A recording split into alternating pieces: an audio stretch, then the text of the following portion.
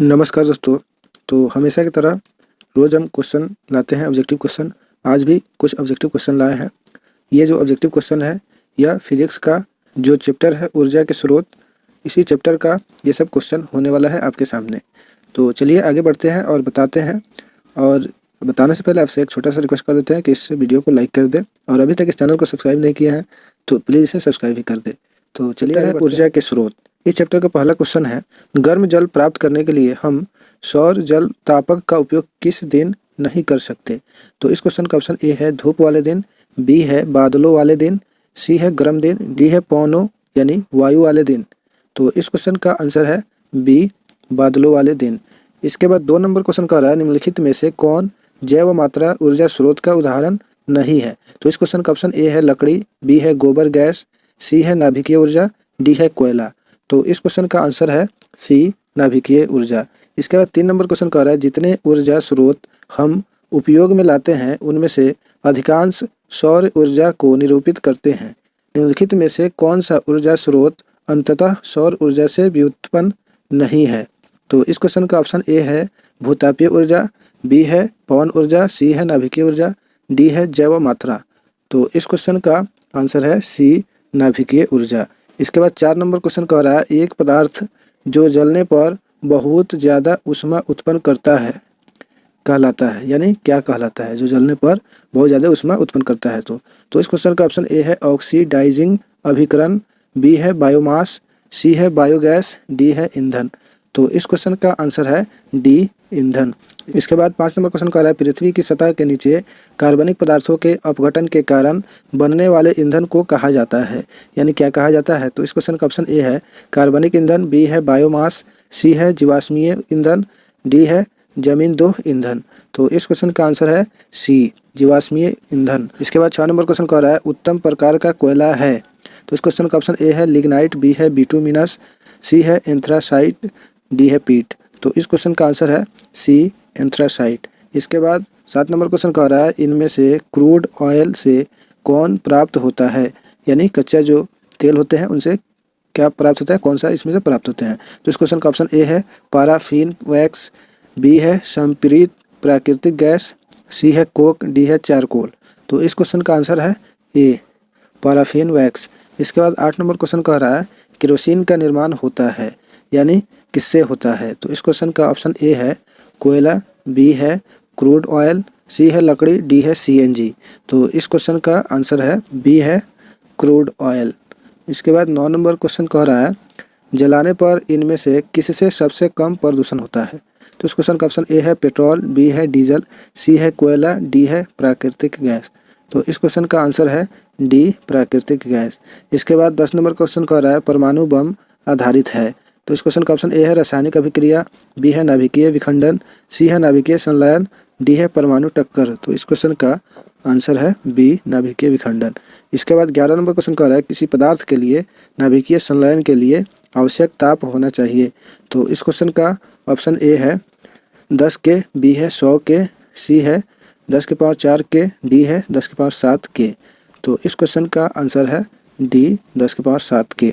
इसके बाद 12 number question कह रहा है, नाभिकीय रिएक्टर में श्रृंखला अभिक्रिया को नियंत्रित रखने के लिए किसका उपयोग किया जाता है। तो इस क्वेश्चन का ऑप्शन ए है मृदुलक, बी है शीतलक, सी है नियंत्रक छड़, डी है रिएक्टर कोर। तो इस क्वेश्चन का आंसर है सी, नियंत्रण छड़। इसके बाद 13 नंबर क्वेश्चन कह रहा है, निम्नलिखित में कौन ऊर्जा का नवीकरणीय स्रोत है। तो इस क्वेश्चन का ऑप्शन ए है कोयला, बी है लकड़ी, सी है पेट्रोलियम, डी है प्राकृतिक गैस। तो इस क्वेश्चन का आंसर है बी, लकड़ी। इसके बाद 14 नंबर क्वेश्चन कह रहा है, सौर पैनल बनाया जाता है अनेक। तो इस क्वेश्चन का ऑप्शन ए है सौर कुकरों को संयोजित कर, बी है अनेक सौर सेलों को संयोजित कर, सी है सौर जल उष्मकों को संयोजित कर, डी है सौर केंद्रकों को संयोजित कर। तो इस क्वेश्चन का आंसर है बी, अनेक सौर सेलों को संयोजित कर। इसके बाद 15 नंबर क्वेश्चन कह रहा है, निम्नलिखित में से किसका उपयोग खाना बनाने वाले ईंधन में नहीं होता है। तो इस क्वेश्चन का ऑप्शन ए है सीएनजी का, बी है एलपीजी का, सी है बायोगैस का, डी है कोयला का। तो इस क्वेश्चन का आंसर है ए, सीएनजी का। इसके बाद ये भी 15 नंबर क्वेश्चन है। यह क्वेश्चन कह रहा है, पवन विद्युत यंत्र में पवन की चाल कम से कम होनी चाहिए, यानी कितनी होनी चाहिए। तो इस क्वेश्चन का ऑप्शन ए है 15 किलोमीटर पर घंटा, बी है 50 किलोमीटर पर घंटा, सी है 1.5 किलोमीटर पर घंटा, डी है 150 किलोमीटर पर घंटा। तो इस क्वेश्चन का आंसर है ए 15 किलोमीटर पर आवर, यानी 15 किलोमीटर पर घंटा। उसके बाद 16 नंबर क्वेश्चन कह रहा है बॉक्स प्रकार के सौर कुकर के उसके ऊपरी भाग में कांच के ढक्कन देने का कारण क्या है।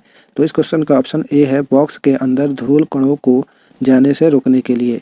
इसके बाद बी नंबर कह रहा है विकिरण द्वारा ऊष्मा हानि को कम करने के लिए।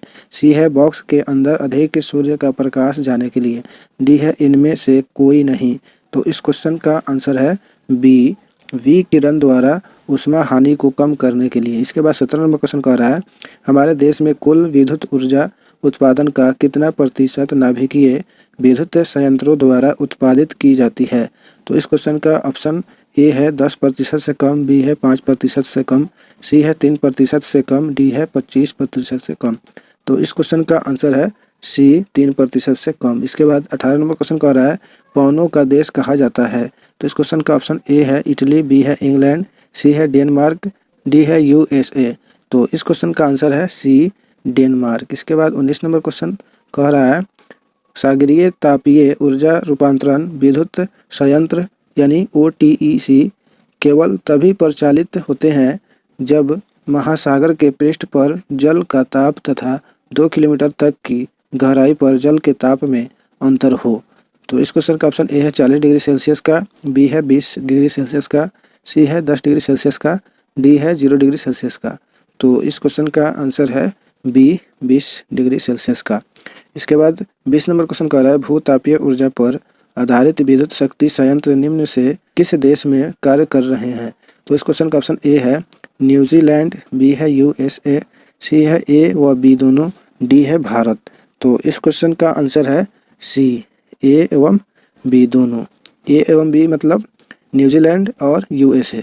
इसके बाद 21 नंबर क्वेश्चन कह रहा है सौर सेल बनाने में किसका उपयोग किया जाता है। तो इस क्वेश्चन का ऑप्शन ए है सोना का, बी है सिलिकॉन का, सी है जर्मेनियम का, डी है कार्बन का। तो इस क्वेश्चन का आंसर है बी सिलिकॉन का। इसके बाद 22 नंबर क्वेश्चन कह रहा है सौर सेलों को परस्पर संयोजित करके सौर पैनल बनाने में किस धातु का प्रयोग किया जाता है।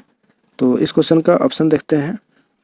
इस क्वेश्चन का ऑप्शन ए है सोना, बी है तांबा, सी है सिलिकॉन, डी है चांदी। तो इस क्वेश्चन का आंसर है डी चांदी। इसके बाद 23 नंबर क्वेश्चन कह रहा है स्वच्छ आकाश की स्थिति में पृथ्वी के किसी क्षेत्र में प्रतिदिन प्राप्त होने वाली सौर ऊर्जा का औसत परिमाण कितना होता है। तो इस क्वेश्चन का ऑप्शन ए है 4 से 7 मेगावाट घंटा पर मीटर स्क्वायर, बी है 10 से 17 किलो वाट घंटा पर मीटर स्क्वायर के बीच, सी है 1 से 4 किलो वाट घंटा पर मीटर स्क्वायर के बीच, डी है इनमें से कोई नहीं।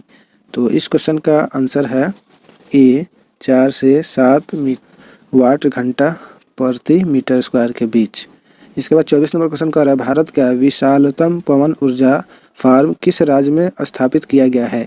तो इस क्वेश्चन का ऑप्शन है आंध्र प्रदेश, बी है कर्नाटक, सी है केरल, डी है तमिलनाडु।